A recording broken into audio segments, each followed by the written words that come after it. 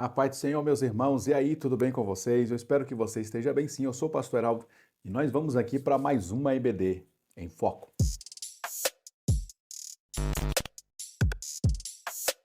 Em Foco. Pois bem, meus queridos irmãos, lição de número 3. Hoje nós vamos falar um pouquinho sobre a relevância da igreja no cumprimento de sua missão. A relevância da igreja no cumprimento de sua missão. O texto de referência usado por essa lição será Atos capítulo 13, versículo 1 ao 5, que diz assim, verso 1, e na igreja que estava em Antioquia.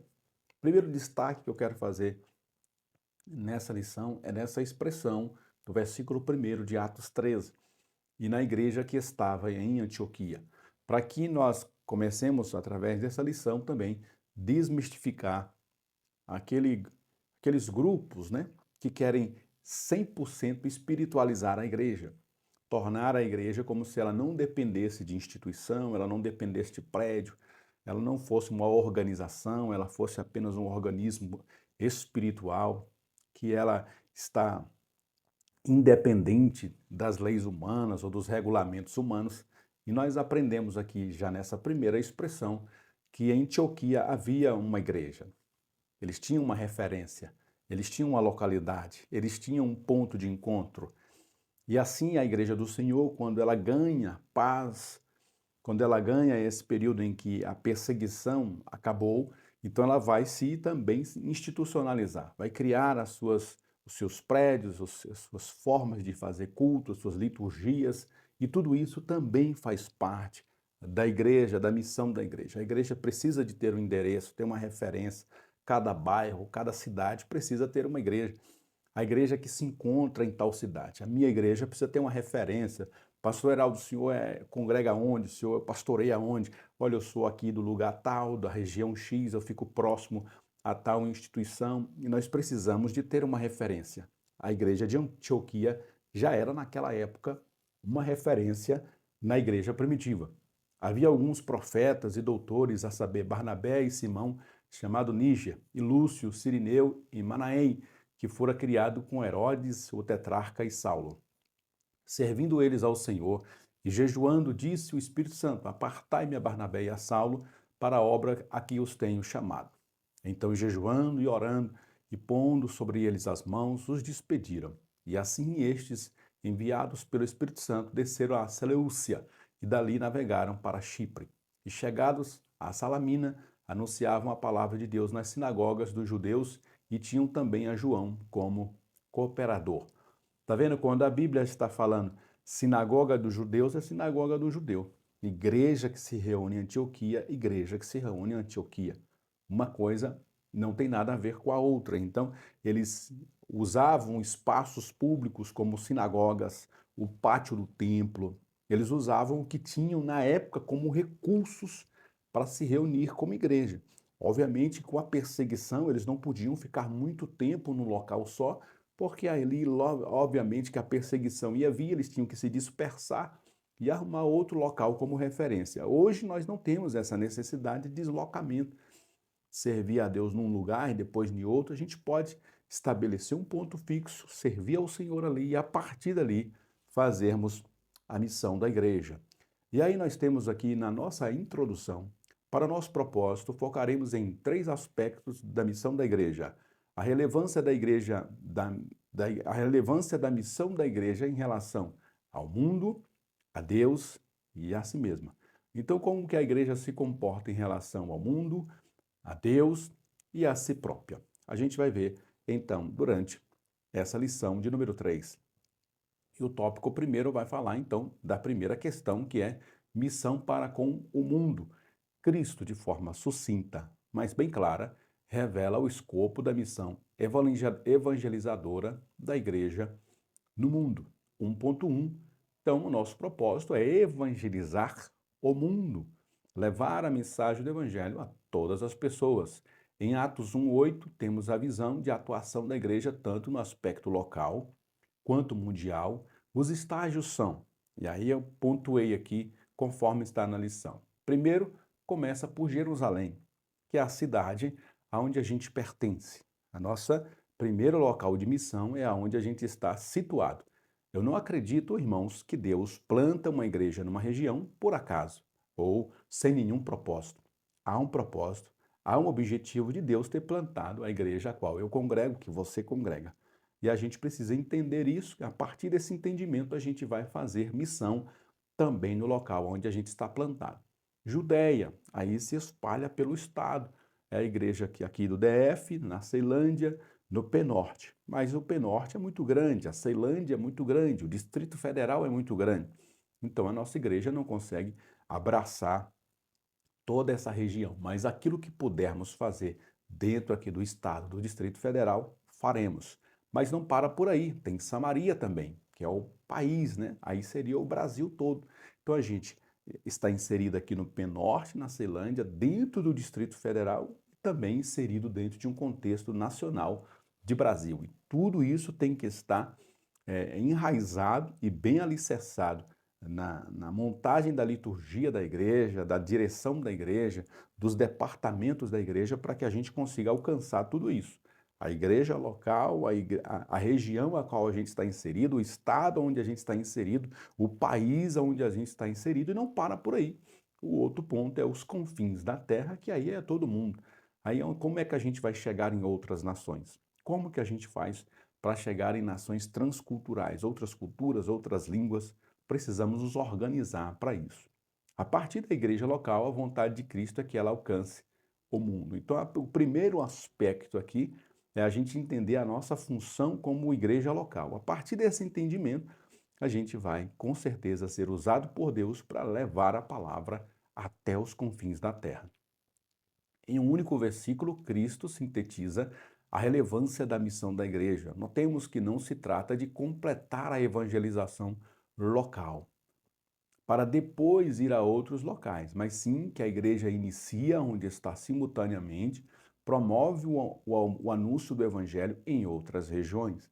Então, enquanto a gente faz missões aqui em Jerusalém, a gente ao mesmo tempo tem como executar essas missões aqui também em Samaria, também em toda a nossa região, nosso país, e também até os confins da terra. Uma coisa não anula a outra. A gente pode simultaneamente fazer isso desde que haja uma organização.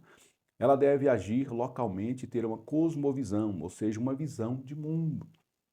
Algo que desejamos enfatizar é que a missão da igreja é corporativa, somente com o somatório de esforços de todos os seus membros e que ela pode efetuar a sua missão. Ou seja, eu tenho como, eu, Heraldo, pessoa, CPF, tenho como alcançar aqui Jerusalém, Samaria, o contexto em que eu vivo, o país em que eu vivo e até os confins da terra, posso até alcançar. Mas é muito mais complexo, é muito mais difícil. Se a gente se organizar como uma corporação, como uma igreja, como uma estrutura local, a gente consegue alcançar um objetivo maior e com mais velocidade e com mais precisão. Por isso que nós precisamos entender essa missão dentro da corporatividade da igreja, com a somatória dos esforços, como eu fiz o destaque aí nesse ponto. Isto posto, compreendemos a importância de ser membro da igreja.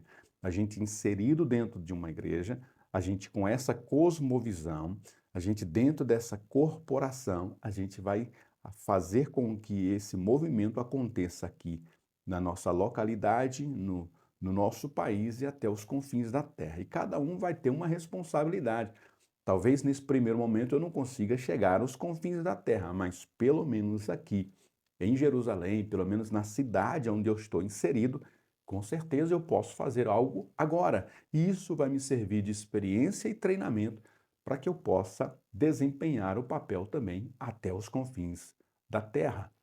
Bispo Oídes José do Carmo destaca o seguinte, abre aspas para ele aqui. Os obreiros de Cristo não podem se lançar ao trabalho sem o poder do Espírito Santo para a execução da obra missionária. A partir de Jerusalém, Deus prometeu uma capacitação do alto para a sua igreja.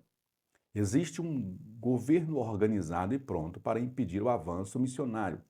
Por esse motivo, a obra missionária não pode ser feita de qualquer maneira.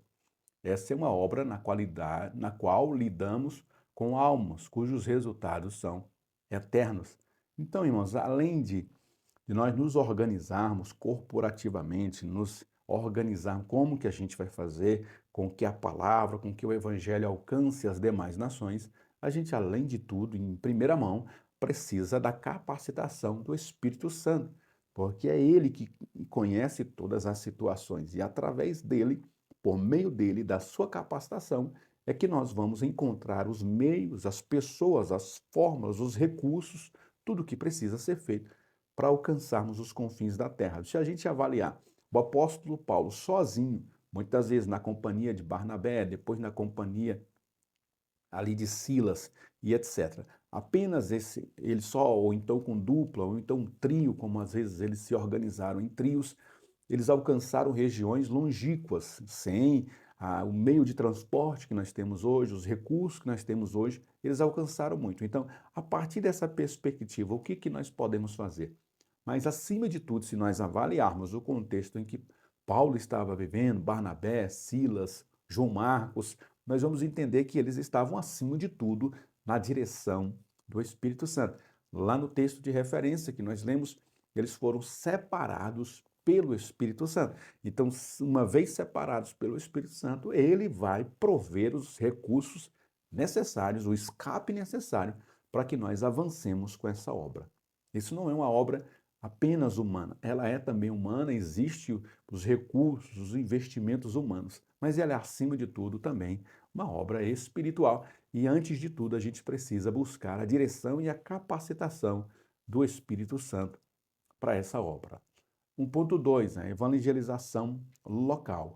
Refere-se à missão evangelizadora da igreja em cuja área geográfica se encontra inserida. Aí é tudo que diz respeito àquela igreja, naquele bairro. São as casas que estão ali inseridas em volta dela, são as famílias que dizem respeito a essas casas e as famílias que dizem respeito aos membros da igreja, porque cada membro da igreja é conectado a outras famílias, a outros membros que são conectados também a outras realidades naquele bairro em si, as famílias, os comércios, as escolas, tudo diz respeito a nós e nós podemos levar a influência do evangelho até mesmo para essas instituições, né, com os comerciais e as escolas. Oremos a Deus, busquemos a direção de Deus, que Deus com certeza vai nos dar as diretrizes para que a gente se insira nessas organizações. A gente percebe que outras instituições estão inseridas lá dentro, fazem um trabalho muito forte lá dentro, influenciando negativamente as nossas crianças para coisas antibíblicas, para movimentos que não agradam a Deus, e nós, que somos igreja, muitas vezes demoramos em fazer essa inserção dentro dos comércios, das escolas, mas também é nossa obrigação. Ou seja, todo segmento organizado e até indivíduos são de sua responsabilidade. A comunicação da mensagem salvadora do Evangelho na pessoa do Senhor Jesus Cristo. Temos o exemplo da igreja de Jerusalém, que será sempre, nesse estudo, uma referência para nós. Ela alcançou o mundo dos seus dias com a pregação do Evangelho, mas não se esqueceu do seu contexto local. Em Atos 5:28, temos um testemunho da sua poderosa ação evangelística. O texto "encheste Jerusalém dessa doutrina" significa que os crentes daquela igreja fizeram com que todos os habitantes da grande cidade de Jerusalém ouvissem a palavra de Deus, e isto em meio a muita oposição. Será que podemos afirmar que nossa região está cheia da doutrina de Cristo? Temos que repensar isso, porque é a igreja local, conforme veremos, que dá suporte à evangelização mundial. Então, a igreja em que nós estamos inseridos, ela tem que saber o motivo pelo qual ela está ali, irmãos. Ela tem que ter essa responsabilidade espiritual, social, pelo menos com o bairro onde ela está. A partir daquilo que a gente coloca como importância e como objetivo, Deus vai abrir portas para que a gente saia, não fique apenas ali situado naquela região, mas que a nossa igreja vai influenciar o Estado, a nação e até os confins da terra. Mas em contrapartida, se a gente não consegue influenciar nem o bairro onde a gente está inserido, a pergunta é: para que Deus vai nos tirar daqui para nos levar para influenciar outras nações se a gente mal influencia o bairro onde a gente está inserido? Pense nisso e seja abençoado. 1.3, evangelização mundial. É comumente conhecida como a missão, ou seja, uma evangelização transcultural, cuja finalidade é alcançar outros povos, isto é, os confins da terra, conforme orienta o texto bíblico. De forma simplificada, existem três formas de fazer missões: orando, contribuindo e indo ao campo missionário. Mas eu gosto sempre de fazer um adendo e uma observação nessa frase que é bem conhecida, né? Missões se faz com quem ora, com quem contribui e com quem vai. Só que se a gente ficar preso na letra dessa frase, a gente pode terceirizar o trabalho. E evangelização nunca pode ser terceirizada. Eu posso não estar indo agora, nesse momento, por uma questão de saúde, por uma questão de, enfim, de algum impedimento da família, um impedimento, enfim, de alguma situação, mas eu não estou indo nesse momento, mas estou contribuindo, estou orando, mas é uma situação atípica. Porque se a gente só pensar que missões se faz com quem ora e contribui quem vai, então a gente pode terceirizar a ida. E eu não me preocupo com a ida, me preocupo apenas em orar e contribuir, porque eu sei que Deus está mandando outras pessoas, mas eu tenho que me preocupar também. Será que eu não teria que ir também? Será que não seria minha responsabilidade ir? Ou apenas estar terceirizando e aqui contribui e ora e outras pessoas que sempre terão essa preocupação de ir.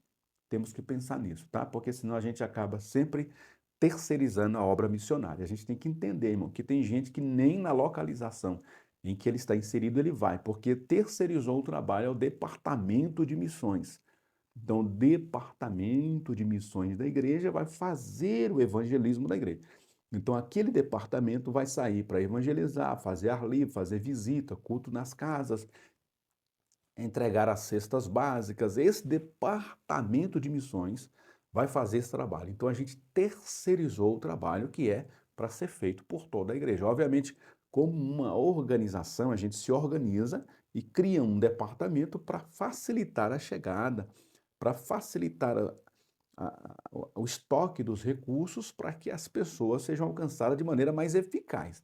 Mas se a gente coloca tudo na mão deles e lava as nossas mãos, terceirizando esse trabalho, também é um erro aí. A gente tem que, obviamente, deixar um departamento cuidar, mas nunca deixar de fazer a nossa parte, né? Orando, contribuindo e, acima de tudo, também de alguma forma indo, porque são experiências que só quem está no campo missionário, quando eu digo campo missionário, a gente pode ser a nossa rua, o nosso bairro, a esquina, o bar que fica ali próximo, a boate que está ali inserida na nossa cidade. Para nós, talvez os confins da terra, para nós, vai ser no máximo ali a cidade onde você está inserido. Mas a ida para esses locais, a levar a palavra para esses locais, vão te produzir uma experiência inimaginável. Então, como que a gente vai adquirir essa experiência? É indo. Amém? A oração tem a sua importância, a contribuição tem sua importância, mas nós nunca deixemos somente para terceiros fazer, porque essa é uma obrigação de todo crente, de todo cristão nascido de novo.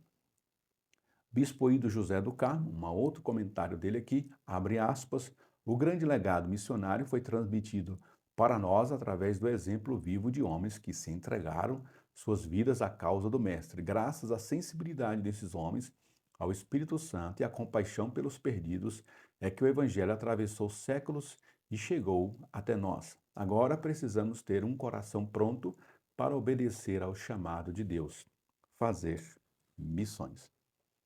Inicie fazendo o que está a seu alcance. Ou seja, irmãos, Deus não vai cobrar algo que não estava na minha alçada, mas o mínimo Ele vai cobrar da gente. Então, o que está no seu alcance? Você pode fazer. Muitas vezes, eu me lembro que a gente, quando fazia evangelismo na igreja, com mais frequência, todos os domingos, a gente reparava que eram sempre as mesmas pessoas que iam para a rua, entregar folheto, fazer o ar livre, era sempre as mesmas pessoas, irmão. Às vezes a gente fazia apelo, fazia assim, sabe, pedia, implorava os irmãos para irem, mas infelizmente tem irmãos que parece que ele literalmente lavou a mão em relação à obra missionária. Então, o que está ao seu alcance? O que você pode fazer? Orando, contribuindo, indo, levando um folheto, levando uma palavra. Às vezes você não tem condição física de estar na rua entregando um folheto, fazendo um ar livre, mas você pode fazer um caldo, fazer um lanche para os irmãos levarem para o hospital. Você pode fazer ali uma comida, uma refeição que vai ser entregue. Você pode contribuir com algum ingrediente, você pode contribuir com o seu carro, levando os irmãos. O que está ao seu alcance? Apresentar-se ao seu pastor local e colocar-se à disposição. É uma das áreas, irmãos, que a gente mais tem dificuldade para montar o trabalho de evangelismo, de missões na igreja, porque as pessoas literalmente elas se escondem. Você faz um apelo, não aparece ninguém. Aí você tem que ir atrás da pessoa. E às vezes você vai colocar uma pessoa que não tinha nem tanta qualificação para estar ali à frente, não tinha nem tanto tempo. Qualificação é relativo, mas eu digo, não tinha tanto tempo, não tinha tantas habilidades naquele momento, mas para preencher uma vaga a gente precisou colocar alguém, porque aqueles que poderiam fazer melhor, de maneira ágil, com mais habilidades, se esconderam, se esquivaram da obra missionária. Pense nisso. Distribua folhetos evangelísticos. É um trabalho simples. Você entrega um folheto carimbado com o nome e endereço da igreja, já é uma grande contribuição. Participa da comissão de visitas. Então, existem pessoas que tocam violão. Vamos supor, você toca violão, você é músico, toca teclado, toca um violão, toca algum instrumento. Então, no trabalho de visita, fala, pastor, eu quero ajudar na visita, eu sou músico, e eu vou levar o meu violão e a parte musical eu faço. Amém, irmão? Já é uma grande contribuição. Busque informações missionárias, contribua, ore. Você testemunhará as maravilhas do Senhor. Então, a partir do momento que a gente se insere na obra missionária, as experiências virão e firmarão a nossa fé. Amém. Tópico de número 2, missão consigo mesma. O segundo aspecto da missão da igreja é com relação a si mesma, já que tem o princípio dever de edificar seus membros. E eu destaco essa expressão, o princípio dever de edificar os seus membros. A gente vai encontrar diversas expressões, principalmente Paulo escrevendo nas suas epístolas, o dever de orar uns pelos outros, o dever de edificar uns aos outros, o dever de consolar uns aos outros. Então, esse trabalho uns aos outros é feito na comunidade local. O apóstolo Paulo falou repetidamente sobre a edificação do corpo de acordo com Efésios 4,16. A edificação da igreja é a tarefa mútua realizada por todos os membros do corpo e não somente pelo pastor ou ministro.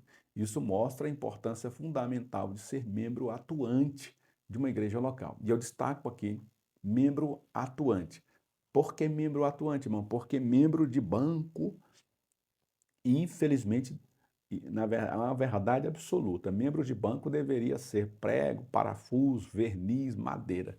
Mas, infelizmente, existe essa expressão, né? Os membros de banco. Pessoas que vêm, sentam no culto ali, assistem o culto, vão para casa e levam uma vida 100% desprovida ali de interesse por aquilo que está acontecendo com a igreja. Ele não tem a menor preocupação do que está acontecendo com a igreja. Se alguém se afastou, se alguém está doente, se o pastor está conseguindo pagar o aluguel, ele não está nem aí para nada, irmão. Então, nem para a edificação de uns aos outros tem gente que entendeu a missão da igreja, né? Quem diria ir levar a palavra para alguém? Infelizmente, nós temos sofrido muito nesses tempos. 2.1 edificar seus membros. Por meio da comunhão, edificamos uns aos outros, de maneira que, se um membro padece, todos os membros padecem com ele. E se um membro é honrado, todos os membros se regozijam com ele. Enquanto a dor é diminuída, a alegria é aumentada, através do compartilhamento.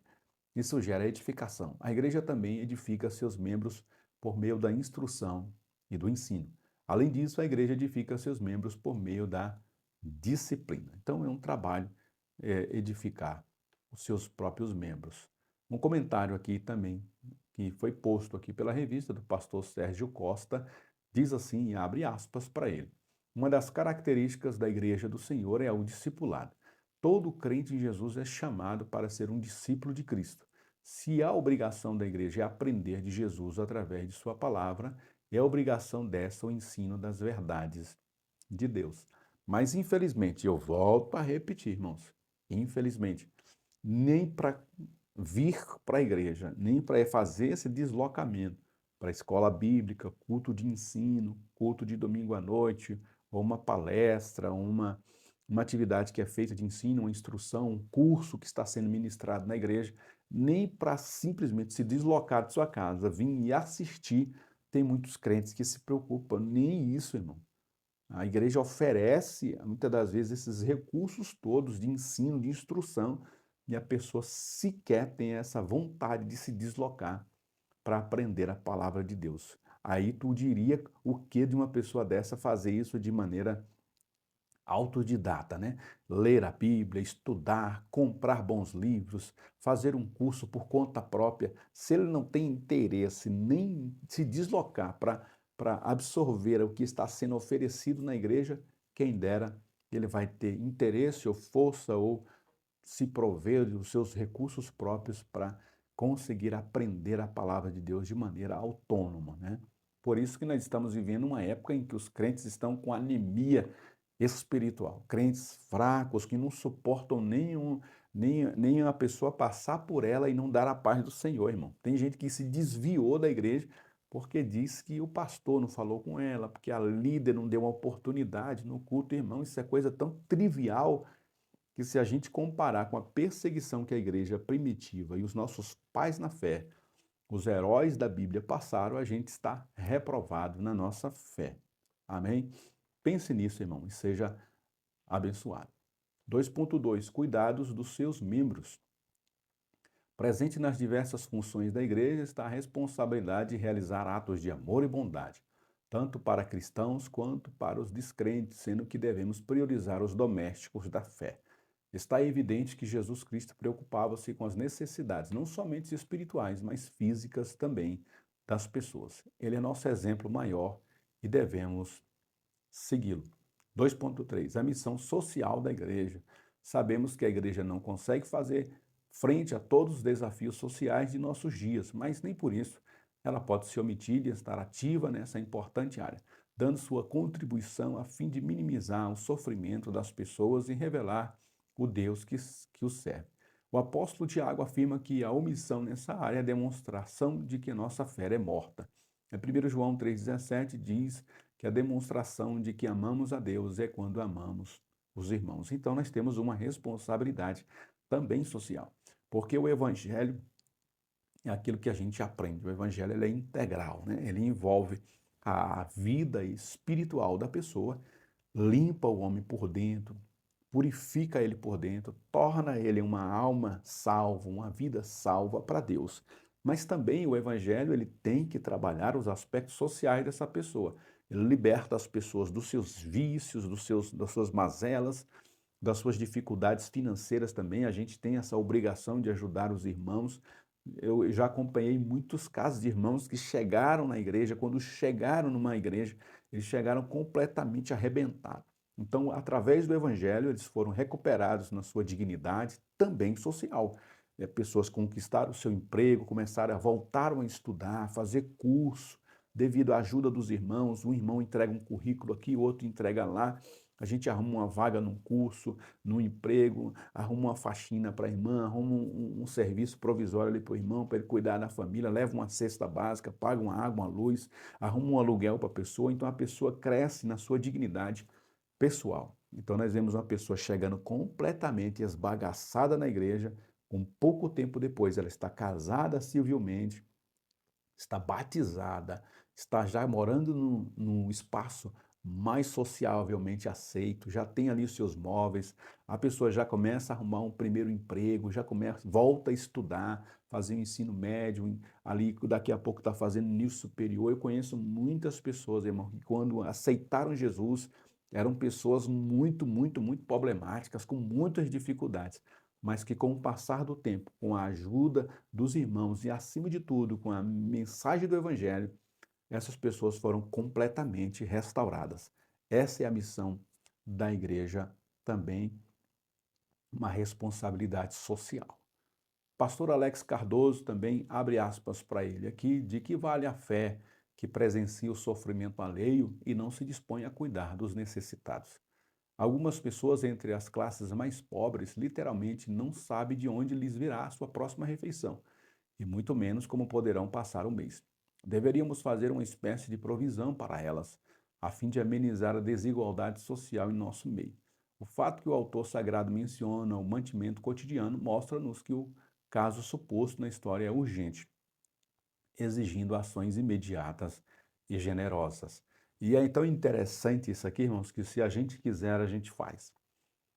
Mas as nossas prioridades, muitas vezes, eu não sei se na sua denominação, eu não sei se na sua igreja é assim, talvez não seja, mas a realidade de muitas igrejas é a preocupação excessiva com a estética do prédio. Então, o prédio recebe todos os recursos que entram na igreja vão para o prédio, para a melhoria do ar-condicionado, dos bancos, do som, dos instrumentos, de toda a estrutura do prédio é maravilhosa, uma coisa fenomenal. Aí você vai na casa dos irmãos, a casa dos irmãos está caindo aos pedaços. Não há essa preocupação em como os nossos irmãos estão. A gente deveria, sim, gastar uma somatória de recursos para deixar o ambiente do culto agradável, o prédio onde a gente se reúne de uma maneira exuberante, sim, porque Deus merece o melhor. Mas a gente deveria se organizar também, separar um recurso para melhorar a vida dos irmãos, para que os irmãos tenham mais dignidade, tenham uma vida mais tranquila e sossegada, amenizemos os problemas. O texto bíblico diz que sempre haverá pobres no nosso meio, sempre haverá pessoas necessitadas, mas a gente, como igreja, tem que entender que pelo menos os domésticos da fé merecem a nossa atenção, o nosso cuidado e esse nivelamento, né? Tem irmãos que têm uma vida muito abastada, enquanto outros têm uma vida muito ruim, muito paupérrima. E a gente deveria, pelo menos, diminuir um pouquinho esse abismo através dos trabalhos sociais que devem ser feitos na igreja. E o tópico de número 3, missão para com Deus. Qual é o nosso relacionamento com Deus, a nossa preocupação com Ele? Nesse tópico 3, vamos ver isso. A missão da igreja para com Deus consiste em edificar um templo espiritual para a adoração a Deus. 3.1 Adoração no Velho Testamento. A adoração no Antigo Testamento acontecia de diversas formas e em vários locais diferentes. Começou com os rústicos altares que eram erguidos por homens piedosos, nos quais se ofereciam sacrifícios a Deus, se agradava dos mesmos. O patriarca Abraão era um construtor de altares. De igual modo, Isaac e também Jacó adoravam a Deus por meio dos altares que erguiam. A adoração a Deus também ocorria no tabernáculo portátil, construído sobre as ordens de Deus. O grande rei Salomão construiu um majestoso templo em Jerusalém, que se tornou o centro de adoração nacional, e a glória de Deus veio habitar nele. Mas os altares não existem mais, nem o tabernáculo, e o templo foi totalmente destruído. Na atual dispensação, Jesus Cristo veio restaurar a verdadeira adoração. Então eu fiz questão de destacar alguns pontos aqui nesses itens. Primeiro, homens, de maneira isolada e autônoma, sempre tiveram essa preocupação em construir altares. Depois Deus chama um homem, Abraão, e através de Abraão Deus vai começar a estabelecer alguns modelos de adoração. E aí Abraão passa para Isaac, passa para Jacó. Depois que eles estão já como uma nação constituída, Deus vai dar o modelo do tabernáculo. E tudo que vai ser construído no modelo do tabernáculo estava apontando para o futuro, para o Cristo que viria. Então, todos os aspectos do tabernáculo, todos os itens, os acessórios, as mobílias do tabernáculo, todas elas apontavam para Cristo, mas era um momento ainda que eles deveriam edificar esse tabernáculo. Depois foi levantado o Templo de Salomão, reconstruído algumas vezes, até mesmo por Herodes, também tinha o seu simbolismo, mas já no Novo Testamento, na nova dispensação, tudo isso como apontava para Cristo, Cristo agora veio revelar o que é verdadeiro e através da igreja, esse tabernáculo, onde Deus é adorado, está constituído por meio do seu povo que o adora em espírito e em verdade. Revista Betel Dominical, Mais um comentário que eu achei interessante aqui para trazer como destaque são as expressões, né? A palavra latreia, palavra de oração, cujo significado principal é serviço ou culto, né? Então, o que que é um culto a Deus? É a gente só leva para o lado assim da nossa liturgia atual, né? Que é com cânticos, ali algumas igrejas têm dança, tem música boa, e no final tem uma palavra, tem um apelo, então isso a gente chama de culto. Mas o culto, a palavra latreia, que significa serviço a Deus também. Então, qualquer serviço prestado para a glória de Deus é uma adoração, é um culto a Deus. Denota o serviço prestado a Deus pelo povo inteiro ou pelo indivíduo. Em outras palavras, é o serviço que se oferece à divindade através do culto formal, ritualístico e através do oferecimento integral da vida. Então, oferecer a sua vida para Deus, para um serviço a Deus. Por exemplo, vamos imaginar que Deus te chamou para você ser uma pessoa que vai trabalhar com hospitais. Então, essa é a sua latreia, é a sua adoração, é o seu culto a Deus. Você muitas das vezes está ausente do culto público ali com os irmãos, porque você está entendendo o seu chamado, foi para os hospitais, está fazendo o seu trabalho lá dentro dos hospitais ou dentro dos presídios, não sei para onde Deus te chamou para você ir. Ali é o seu lugar de adoração. A palavra liturgia também, palavra composta por outras duas de origem grega, que são povos, laos e trabalhos, ergo. O termo significa serviço do povo. No Antigo Testamento, referia-se ao serviço oferecido a Deus pelo sacerdote, quando esse apresentava o holocausto sobre o altar de sacrifício. Então, essa palavra liturgia hoje, ela é muito usada para falar de como a gente organiza o culto, né? Do início, meio e fim. Como que o culto está organizado. A gente usa para serviço de liturgia. Mas a gente tem que entender, irmãos, que dentro dessa liturgia tem gente que não vai aparecer. É o camarada que está lá no estacionamento. Isso é liturgia, isso é trabalho. É o camarada que chegou cedo para participar da cantina. Ele chegou mais cedo que todo mundo, preparou ali o que vai ser servido na cantina, no almoço, no café da manhã ou na janta que vai ser feita naquele evento. E ele está ali há muitas horas antes de qualquer pessoa chegar. Não vai aparecer em foto, não vai aparecer na estética do culto, no início, meio e fim do culto, mas as pessoas no final serão servidas e o nome do Senhor será adorado. Então, cada aspecto do culto é importante. E às vezes você está fazendo uma coisa que ninguém vai ver. Às vezes você chegou mais cedo, enrolou os cabos ali, configurou o som e o som ficou aquela coisa, aquela maravilha, mas ninguém sabe que foi você que fez. Você fez um serviço a Deus, um trabalho a Deus, um trabalho litúrgico para a glória do nome do Senhor. Por fim, o termo proskainen, acho que é isso, proskainen, originalmente significa beijar. No Antigo Testamento significa curvar-se, tanto para homenagear homens importantes e autoridades, como para adorar a Deus. Esse é o nosso serviço acima de tudo, estarmos nos curvando a Deus. E muitas vezes, irmãos, nos curvar a Deus não é só você chegar no culto, se jogar no chão, ajoelhar no chão. É você se curvar diante da vontade de Deus. Então, qual é a vontade de Deus para mim nesse culto desse domingo, no culto da terça, no culto da quinta, na escola bíblica? O que que Deus quer que eu faça?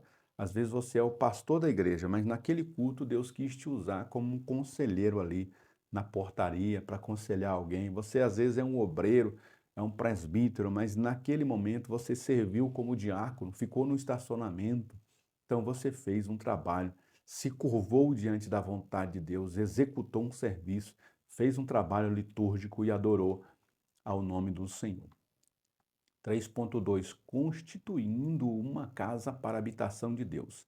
Lemos em Efésios 2:22, no qual também vós juntamente sois edificados para a morada de Deus no Espírito. A igreja é o grande templo que está sendo edificado para Deus habitar e ser adorado nele. No sentido coletivo, a igreja é simbolizada por um templo, e no sentido individual, cada cristão é um templo da habitação de Deus. Portanto, a adoração não ocorre somente no ambiente do templo, como disse Jesus, mas a hora vem, agora é, em que os verdadeiros adoradores adorarão o Pai em espírito e em verdade, porque o Pai procura tais que assim o adoram. A adoração a Deus, portanto, é um estilo de vida, independentemente de onde o adorador se encontra. Então, o templo é importante porque ele vai ser uma adoração coletiva, corporativa, mas a adoração, acima de tudo, e aonde ninguém pode fazer julgamento algum, é uma adoração individual, em espírito e em verdade. Amém? Então, aproveite essa liberdade que Deus deu e adore a Ele, aonde você estiver e aonde você puder, né? Que tem gente que, às vezes, devido ao trabalho, às correrias, não tem como se deslocar para o templo para adoração coletiva, mas com certeza você tem algum espaço aí que você vai poder adorar a Deus. E por fim, o 3.3, seguindo o exemplo da igreja primitiva. A igreja primitiva estava longe de ter a estrutura que temos hoje, mas sua adoração era efusiva. Eles partiam pão de casa em casa, tomavam refeições com alegria e singeleza de coração, isto é, uma adoração de coração e contando com a simpatia do povo. Ou seja, sua adoração e estilo de vida influenciavam o povo ao seu redor. A gente, quando lê o livro de Atos dos Apóstolos e histórias sobre a igreja primitiva, a gente fica muito admirado com a forma com que eles cultuavam a Deus, a alegria contagiante que eles adoravam a Deus, e eles se tornaram para nós um modelo daquilo que a gente deve perseguir, como a adoração a Deus, como reuniões, como os nossos modelos de culto. Olhemos para Atos dos Apóstolos, para a igreja primitiva e busquemos nos aproximar o máximo que pudermos desse modelo. Próximo comentário aqui que a revista traz, livro 500 anos da Reforma Protestante, diz assim: não podemos perder mais tempo.